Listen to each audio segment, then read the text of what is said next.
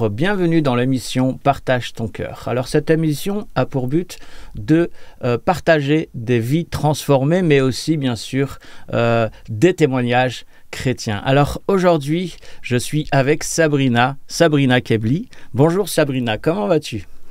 Bonjour Edir, moi ça va très bien et je suis très heureuse d'être avec vous pour cette émission. Oui, alors on est très content aussi de t'accueillir et justement aujourd'hui tu vas nous parler entre autres de ton témoignage, comment tu as rencontré le Seigneur Jésus-Christ. Mais avant, peux-tu nous expliquer, avant de rencontrer le Seigneur Jésus-Christ, quel a été ton parcours, comment tu as vécu avant la rencontre avec le Seigneur Jésus-Christ ?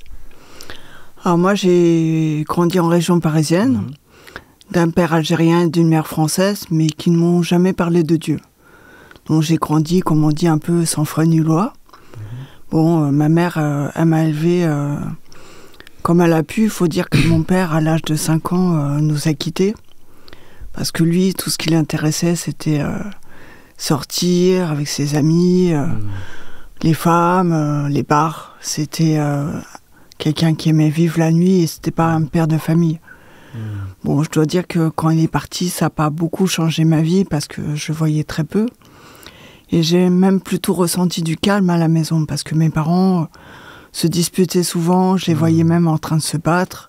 D'accord. Et c'était quand même un climat assez violent à la maison. Et lorsque Et lorsque ma mère m'a dit à l'âge de 15 ans, maintenant ton père il va t'élever, il va prendre la suite. Sur le moment, je me suis dit, elle plaisante parce que mon père... Tu vivais avec ta mère en fait, hein. C'est bien ça. Oui, je vivais avec ma mère parce que mon père, je le voyais de temps en temps, entre deux femmes, il se rappelait qu'il avait une fille. Mais c'était le genre de père qui oubliait de venir me chercher à la sortie de l'école et qui s'arrangeait toujours pour me dire que j'avais pas été sage au moment de mon anniversaire et de Noël. Comme ça, il n'avait jamais à me faire de cadeaux. Donc il n'était pas du tout présent dans ma vie.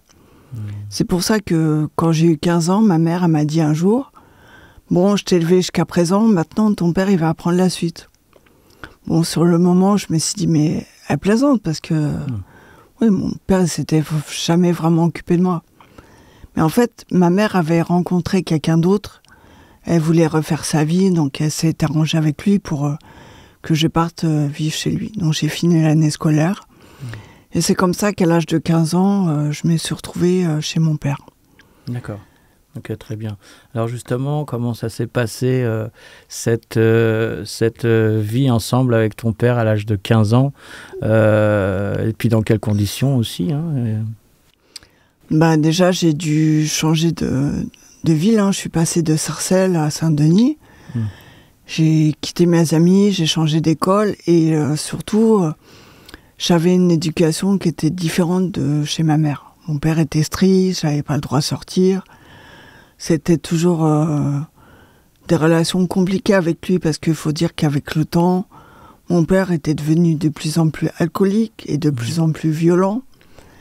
Et je pouvais me prendre une gifle parce que j'avais oublié de mettre le sel sur la table pour préparer le repas ou...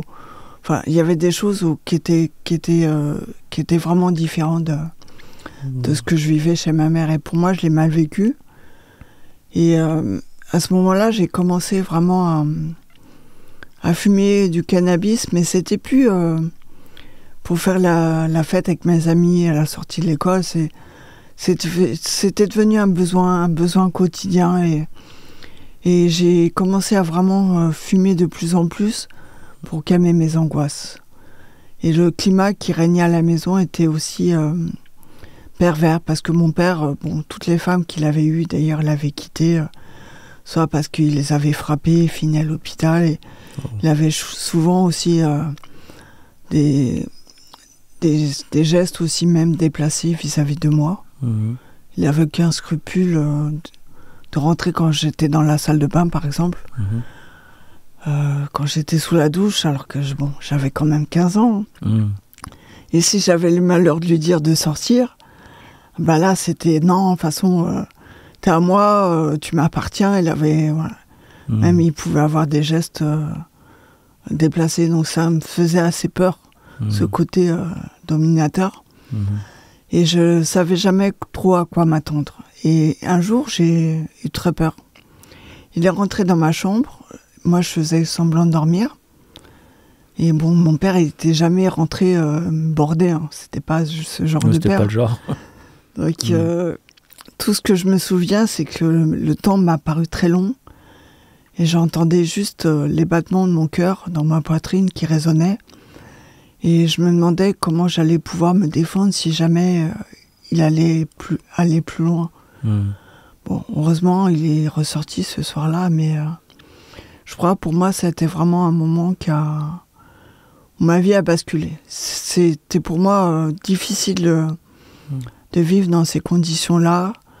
Je n'arrivais plus à dormir sans fumer du shit, du cannabis. Et j'avais très très peur. C'était vraiment, c'était pour moi difficile. Oui, c'est compréhensible. Et justement, par la suite, que s'est-il passé? Donc, tu continues à vivre chez ton père ou bien, dis-nous? Bah, en fait, peu de temps après, bon, je lui avais désobéi pour un truc et il avait menacé de me tuer. Bon, heureusement pour moi, il ne m'avait pas attrapé parce que je savais qu'il en était capable. Je me suis enfuie, je suis retournée chez ma mère, mais elle m'a dit oui. Enfin, en gros, elle m'a fait comprendre qu'il n'y avait plus de place pour moi à la maison, ma chambre était prise. Ouais, chez ta mère, il n'y avait plus de place chez ta mère, quoi. Elle avait refait sa vie et c'est comme ça que, entre-temps, bon, j'avais 16 ans et je me suis retrouvée à la rue. Wow. Donc tu n'as pas voulu retourner chez ton père, finalement? Non, j'avais très peur de lui et bon. D'accord. Je ne savais pas ce qu'il pouvait faire. Ok, très bien. Et justement, comment est-ce que tu as réussi à survivre dans la rue, justement, vu que tu ne voulais plus aller chez ton père et que ta mère t'avait rejeté, hein. Donc, dis-nous comment est-ce que tu as passé cet épisode de ta vie, j'aimerais dire, cette période de ta vie. Ah, c'était pour moi une période très difficile. Alors, bien sûr, au début, j'allais dormir chez mes amis, mais qui eux-mêmes dormaient chez leurs parents. Bon, ça va un temps. Et très très vite, je me suis retrouvée à la rue. J'ai commencé à dormir dans des squats. Et puis bon, le but c'était de me faire assez d'argent pour pouvoir me payer une chambre d'hôtel. Et à cette époque-là, pour moi, j'avais deux solutions pour me faire de l'argent facilement. C'était soit vendre de la drogue, soit me prostituer. Bon, très vite, j'ai choisi de vendre du shit parce que moi-même, j'en consommais. Et j'ai rencontré aussi un garçon qui lui aussi vendait un peu, aussi des extras en boîte de nuit. Et on s'est un peu la manche aussi. Et à nous deux, on arrivait à se payer quand même une chambre d'hôtel le plus souvent. D'accord, ok. Et donc, justement, par la suite, alors, ton cheminement, donc là, on va arriver quand même enfin à ton témoignage avec comment as-tu rencontré le Seigneur Jésus? J'allais dire avec Jésus, bien sûr. Donc, en fait, à mes 17 ans, j'ai rencontré un garçon en boîte de nuit. Et lui, il était quand même plus fiable parce que le prédécesseur, il passait ses nuits souvent en prison et pour moi c'était compliqué de savoir comment j'allais pouvoir faire pour me débrouiller dans la rue. Donc quand j'ai rencontré ce garçon, je suis tombée amoureuse très vite et au moins lui il avait un appartement. Bon, c'était un fêtard et lui aussi il vendait de la drogue mais son truc c'était plus les braquages. D'accord. Donc bon, mais au moins il avait un appartement, ce qui fait que... La sécurité. Je me suis retrouvée chez lui et je pensais pour moi que le pire était passé. J'avais un toit, quelqu'un qui m'aimait et je me sentais forte. Mais lui avait un frère toxicomane. Et autant j'avais touché à peu près à toutes les drogues, mais j'avais jamais goûté à ça.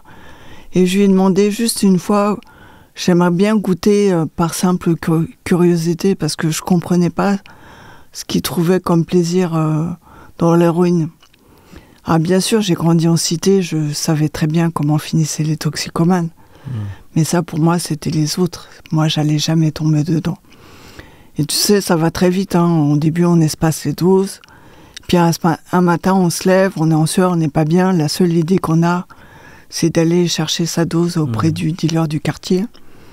Et là, on comprend qu'on a un problème. Et je voulais surtout pas que mon copain la prenne, parce que autant tout le reste, il n'y avait pas de problème. Mais la cam, l'héroïne, avait déjà détruit son frère et sa famille, et je savais que ça, il n'accepterait pas. Mais bon, à un moment donné, on se fait quand même démasquer.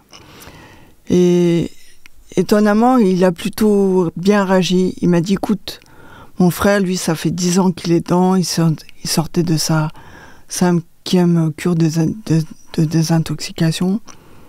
Il dit, toi, t'es jeune, essaie de t'en sortir.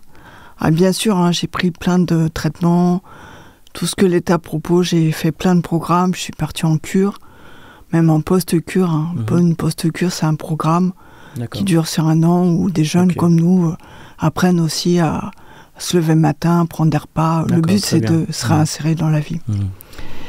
Et quand je suis revenue, je pensais que voilà, tout allait bien se passer. Je me sentais à nouveau maître de ma vie. Revenu de cure, c'est ça? Oui. D'accord. Mais le problème, c'est que je suis retournée chez mon copain, où j'ai retrouvé les mêmes personnes dans le même quartier. Et moi-même, entre-temps, je m'étais mise aussi à vendre de l'héroïne. Et tu sais, c'est le genre d'amis qui te disent « c'est bien, félicitations, t'as décroché, mais est-ce que t'as pas quelque chose pour moi ?» Là, tu dis « Non, vas-y, laisse-moi 1 fois, 2 fois, 3 fois. » Puis, t'en as toujours un qui te dit « mais t'as pas besoin d'argent, j'ai un super plan, bien sûr, d'héroïne. » Et quand on m'a dit que le prix à laquelle je pouvais toucher le gramme, j'ai juste calculé le bénéfice que je pouvais me faire et je suis partie chez ce dealer, mais le problème c'est que pour acheter, j'ai goûté. J'ai sniffé juste une ligne d'héroïne et c'était reparti de plus belle. À ce moment-là, j'ai repris encore des consommations plus importantes qu'avant. J'ai fait la fête pendant 4 jours, 4 nuits. J'ai fêté mes 19 ans à l'époque, dont je me souviens même pas. Ce que je me souviens, c'est que je me suis réveillée en pleine nuit, ne sachant même plus comment je me suis retrouvée dans le lit. Mon copain dormait. Mais quand j'ai réalisé que j'avais anéanti tous ces efforts, tous ces mois de cure pour rien, j'étais dégoûtée de moi. Je me suis dit, mais à quoi bon?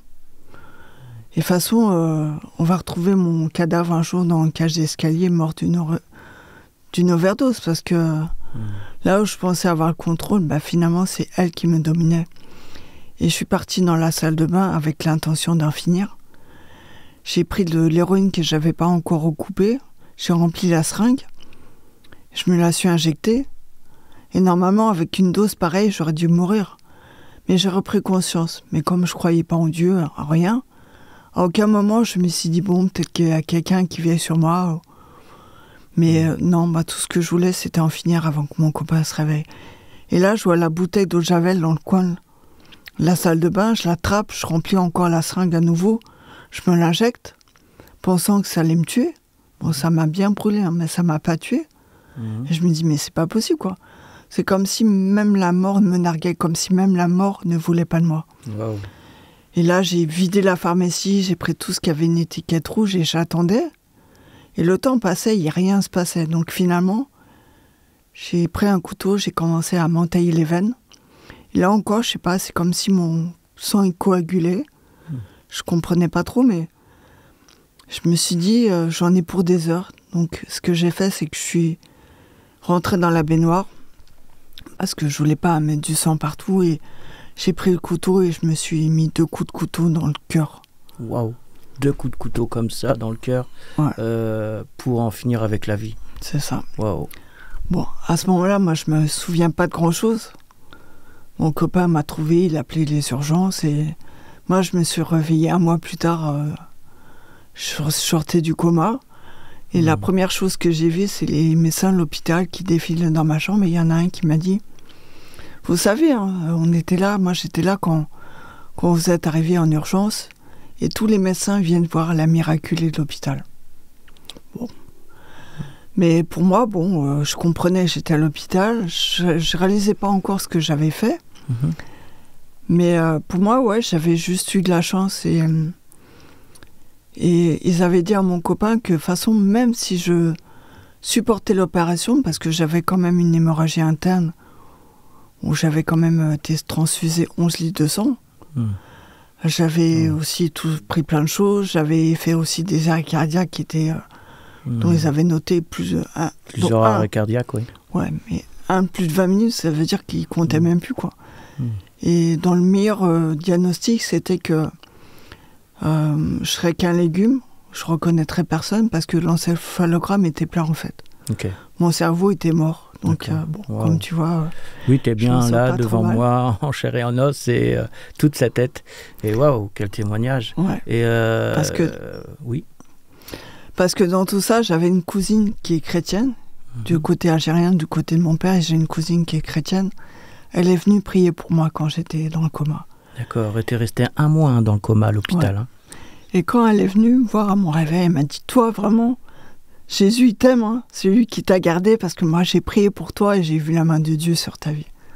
Wow. Mais bon, je me suis moqué d'elle parce que, bon, c'est histoire Jésus.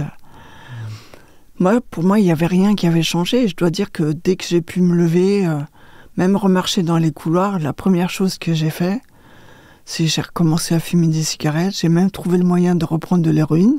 À l'hôpital? À l'hôpital, ouais, parce qu'on trouve toujours des gens comme nous. Même si j'avais été sauvée avec les médicaments, tout ça, mais en fait, dans ma tête, j'étais toujours une droguée. Il n'y avait rien qui avait changé. Et j'ai repris un peu ma vie comme avant, quoi, avec quand même de longs mois de repos et de rééducation. Ouais. Okay. Mais ma cousine me disait toujours, viens à l'église, on peut prier pour toi, Jésus peut changer ta vie. Et moi, bon, c'est peut-être dur à croire, mais moi, c'était ça ma vie. Je ne voulais pas changer spécialement et je trouvais toujours une bonne excuse pour pas y aller. Et j'ai mis du temps pour faire un peu le bilan de ma vie et pour me rendre compte que même ma mort, je l'avais ratée finalement. Et je me suis donné 1 an. Je me suis dit, si dans 1 an, j'ai pas une vie comme tout le monde, hein, où je travaille, où j'ai un travail honnête, parce que bon, moi je dealais, j'ai fait du trafic de faux billets, des trucs dont je suis pas très fière, mais je côtoyais même plutôt le grand banditisme. Hein. Je n'étais pas la petite dealeuse en bas de la cité. Et dans ces périodes-là, c'était difficile, mais j'ai vraiment fait l'effort de postuler, chercher du boulot. J'ai même passé mon permis, parce qu'avant, je conduisais sans permis. Et pendant ces fêtes de Noël, elle me dit, mais tu fais quoi? Alors, chez moi, qui te dit? C'est ta cousine, hein, c'est ça? Ouais. D'accord. Donc ta cousine te dit... Oui, on t'écoute. Ouais, donc ma cousine, elle me dit, oui, tu fais quoi pour les fêtes de Noël? Bah, je lui dis, oui, moi, rien de spécial, Noël, ça n'a pas de signification. Et elle m'invite à un rassemblement de jeunes chrétiens. Bon, des jeunes, ok, mais chrétiens, quoi. C'est pas des gens qui font la fête comme moi. En plus, c'était sur une semaine. Je dis, ça va être ennuyeux. Mais en fait, elle a dit le mot magique. Elle a dit, ça a lieu en Hollande. Ah bah oui, la Hollande. Là, ça m'intéresse tout de suite. La drogue légale. C'est ça. Donc, tout de suite, j'ai dit, oui, bien sûr, ça m'intéresse, je viens. Bien sûr, la première chose que j'ai fait, c'est que je suis partie au coffee shop, acheter plein de sortes d'herbes, parce que pour moi, c'était ça, passer des bonnes fêtes de Noël. Et sur place, un ami de ma cousine me dit, mais c'est toi, Sabrina, il était content de me voir en vie, et il vient avec sa Bible, il me dit, si tu as des questions, je peux prendre le temps de te répondre. Puis je regarde, je dis, non, mais moi, j'ai pas de questions, et t'es un peu surpris, mais bon. C'était moi la droguée, mais pour moi, c'était lui le drogué, parce que pour moi, un croyant, quelle que soit sa religion, c'était quelqu'un de faible d'esprit, quelqu'un qui voulait échapper à la réalité du monde.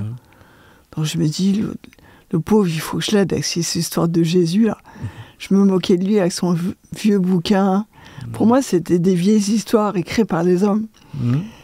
Et j'ai commencé à lui poser des questions juste pour lui prouver qu'il perdait son temps, quoi. Et à un moment donné, il s'est passé quelque chose, j'ai ressenti une gêne, comme un point, c'était bizarre. Mais au niveau de mon cœur, mais ce moment, j'ai eu peur, parce que comme j'avais été opérée du cœur 1 an et demi avant, je pensais qu'il y avait un fil qui avait craqué ou un truc, bon. Et sans rien dire, je suis partie me coucher. J'ai commencé à me calmer, à respirer doucement, et j'ai vu que c'était pas vraiment une douleur. Et c'est parti comme c'est venu. Ok. Bon, du coup, je suis sortie fumer un gros joint. Des fois, ça soit le dernier, il fallait pas gâcher.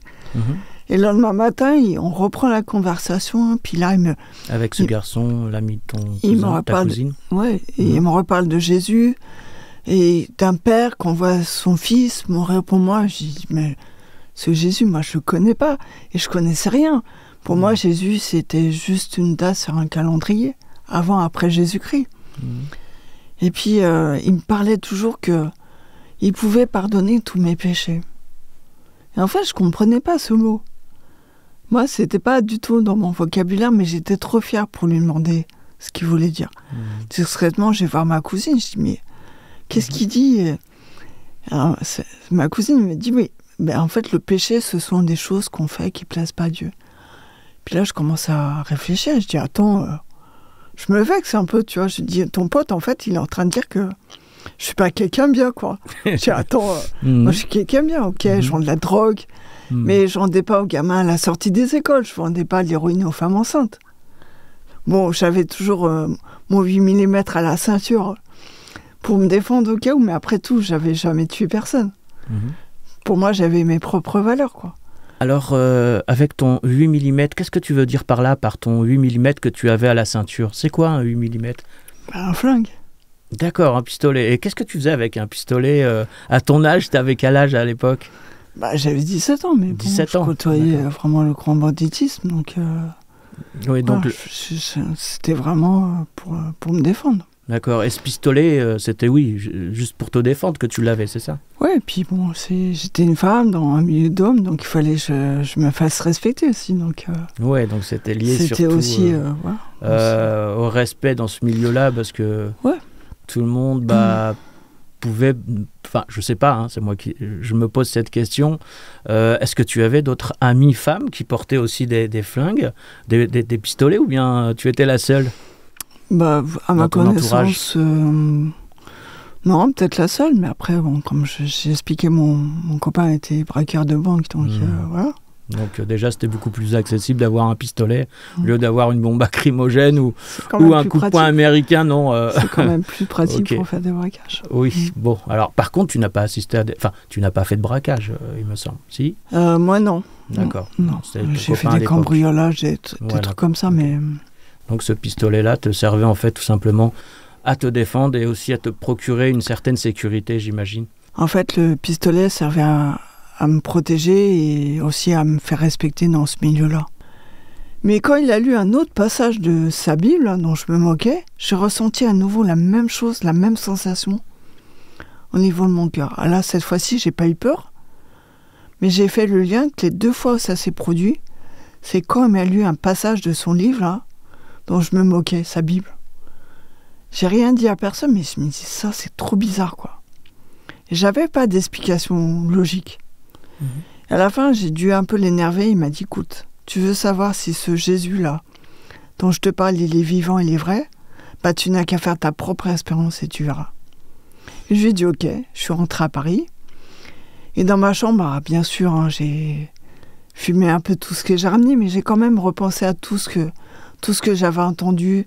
J'avais pas tout compris, mais... Sur Jésus, hein.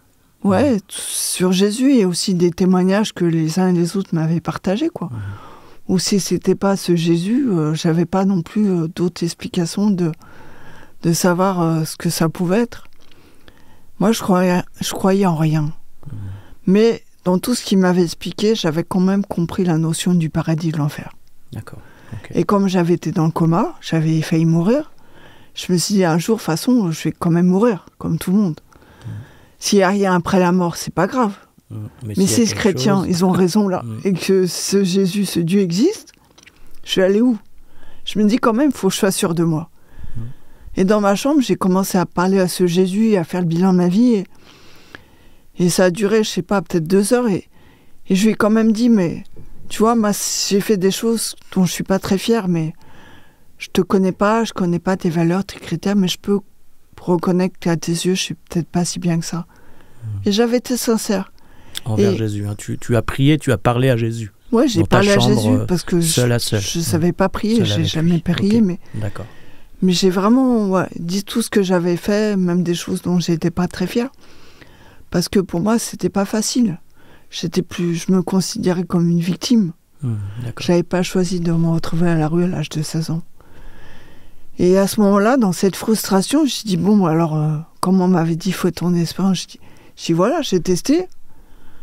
Bah, Dieu n'existe pas, on est d'accord. Hein.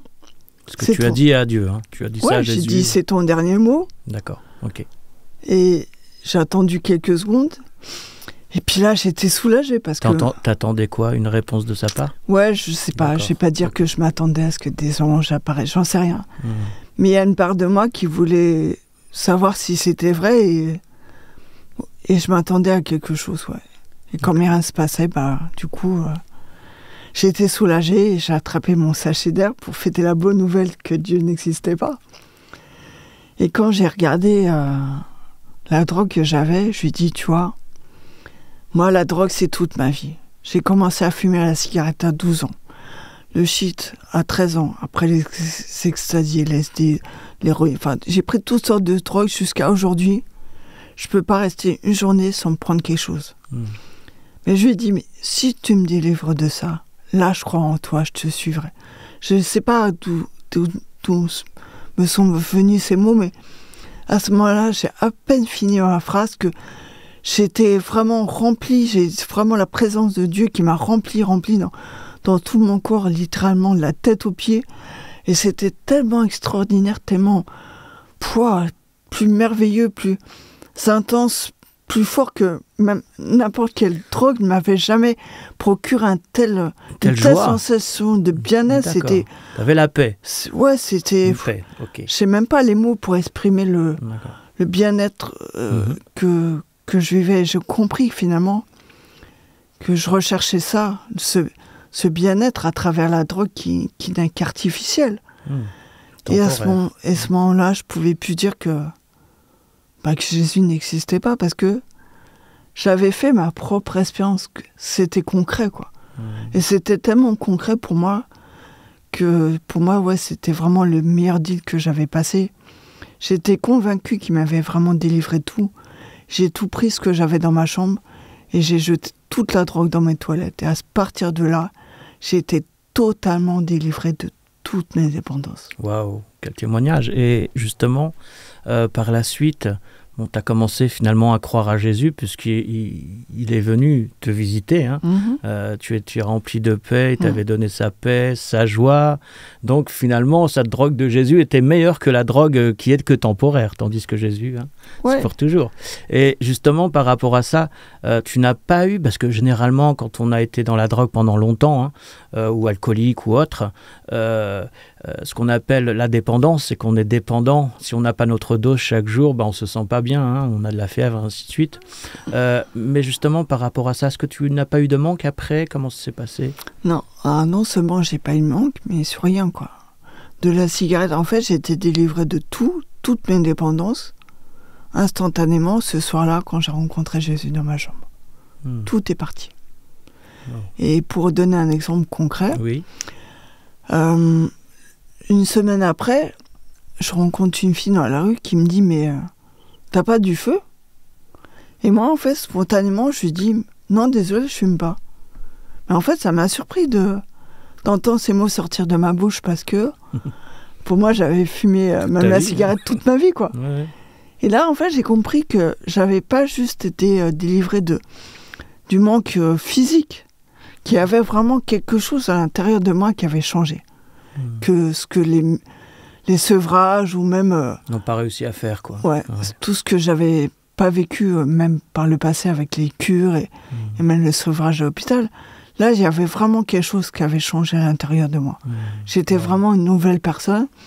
Et je peux dire que j'ai vraiment pris un nouveau départ à ce moment-là. Waouh, un nouveau départ. Et c'est comme ça que tu as rencontré tout simplement le Seigneur Jésus-Christ. C'est ça. Mais ce qui revient aussi dans ton témoignage, et c'est vrai que c'est tellement énorme, enfin, c'est beau, c'est un super témoignage, mais c'est vraiment que cette phrase qui me reste, que je retiens moi personnellement, c'est, tu as dit... moi, la drogue, c'est toute ma vie.